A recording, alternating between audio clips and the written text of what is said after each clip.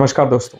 दुनिया की सबसे बड़ी राजनीतिक दल बीजेपी का एक ऐसा नेता जो दिल में आता है, दिमाग में आता है, मगर समझ में नहीं आता। एक ऐसी पहेली जो सुलझने का नाम नहीं ले रही है। सवालों का एक ऐसा मकड़जाल जिसका उत्तर तो हर कोई चाहता है मगर उत्तर मिल नहीं पा रहा है। जी हाँ, आज द कुर्तेवाला में हम विश्लेषण कर रहे हैं नितिन गडकरी के बारे में। The biggest problem, the government is not taking decision on a time. दिखाने वाले लोग नेता लोगों को अच्छे लगते हैं, पर दिखाए हुए सपने अगर पूरे नहीं किए तो जनता उनकी पिटाई भी करती है। प्रश्न आहे राजकारण या शब्दाचा.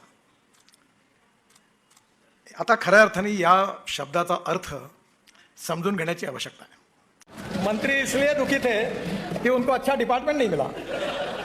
जिनको अच्छा डिपार्टमेंट नहीं मिला वो इसलिए दुखी थे कि वो मुख्यमंत्री नहीं बन पाए. आखिर क्यों बीजेपी ने नितिन गडकरी को अपने संसदीय दल का हिस्सा नहीं बनाया? आखिर क्यों नितिन गडकरी को नेशनल पॉलिटिक्स में साइडलाइन किया जा रहा है? आपने कई बार सुना होगा मोदी के बाद योगी, कभी ये नहीं सुना होगा कि मोदी के बाद गडकरी.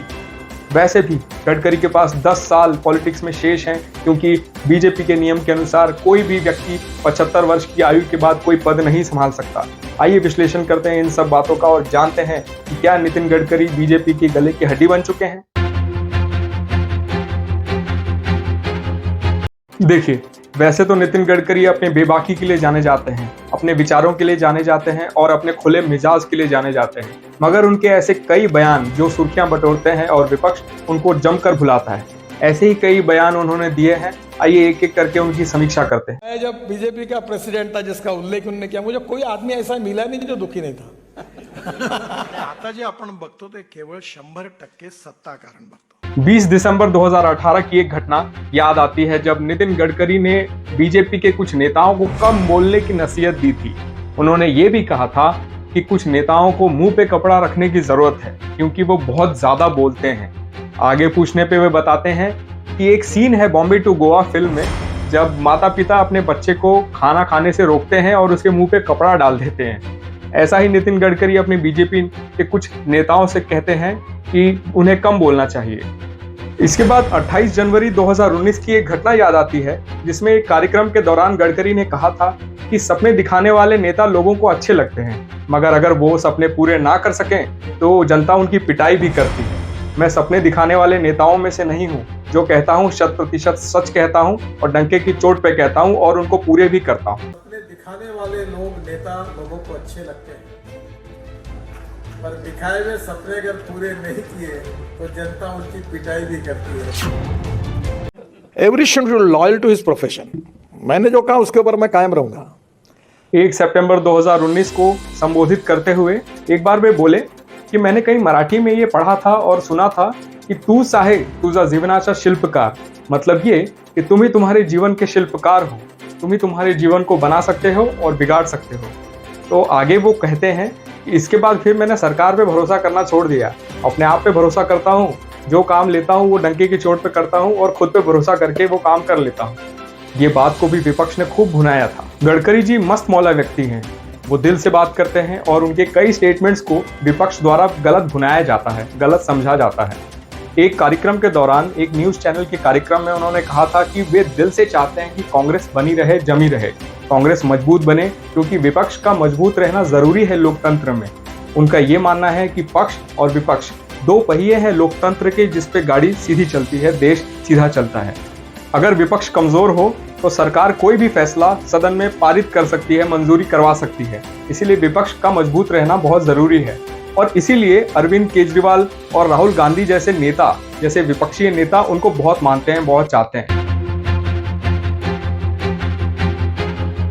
गडकरी महाराष्ट्र के नागपुर से आते हैं, जहां पर महल कल्चर फेमस है.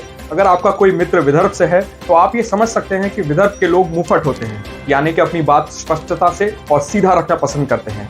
हालांकि उन्होंने कितने भी अच्छे काम किए हों, मगर आज के ज़माने में सच से ज़्यादा मीठा बोलना ज़रूरी है. ऐसे ही नहीं, नितिन गडकरी को नेशनल हाईवे मैन कहा जाता है.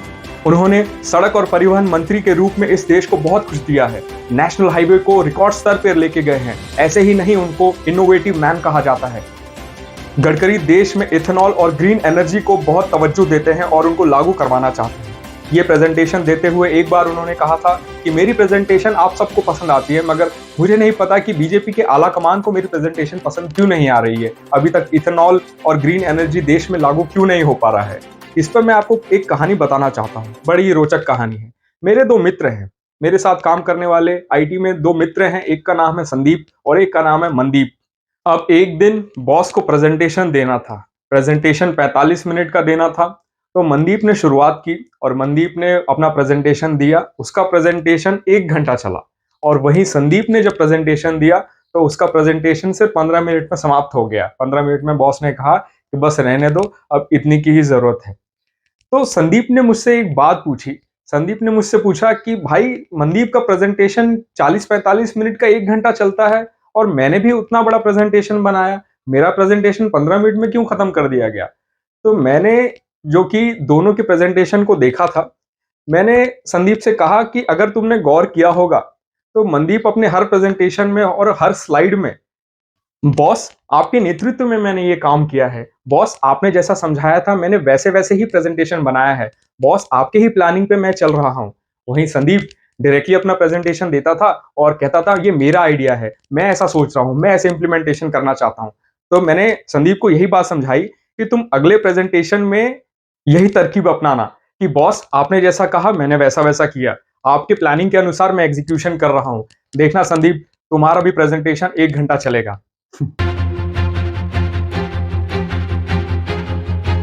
देखिए, नितिन गडकरी वैसे तो बीजेपी के सबसे प्रबल नेता हैं, उनको सब पसंद करते हैं, उनको विपक्षीय पार्टी भी पसंद करती है और ऐसे ही नहीं देश में उनके नाम की चर्चा है।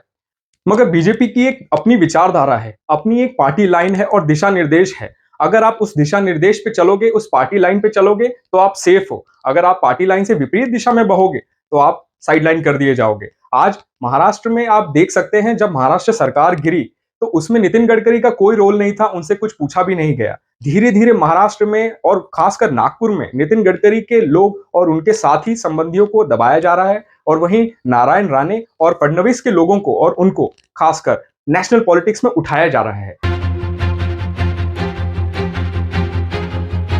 मोदी के बाद योगी। जी हां, बीजेपी अपने कड़े फैसलों के लिए जानी जाती है, बीजेपी अपनी एकता के लिए जानी जाती है और इस एकता और कड़े फैसलों से अगर रिजल्ट्स मिलते हैं तो क्या खराबी है। बीजेपी से बाकी पार्टियों को यह सीखना चाहिए कि एक विचारधारा पे कैसे खड़े रहें, एकता और अखंडता को कैसे मेंटेन रखें, प्रोटोकॉल्स को कैसे फॉलो करें और अपने आला कमानों की डिसीजंस को और बातों को कैसे माने, ये सीखना भी जरूरी है।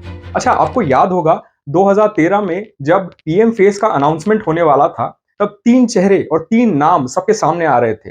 एक थे राजनाथ सिंह, एक थे नरेंद्र मोदी और एक थे नितिन गडकरी। तीनों फेस बिल्कुल पैरेलली चल रहे थे। तो पीएम मोदी का प्रधानमंत्री वाला रास्ता कैसे साफ होता है।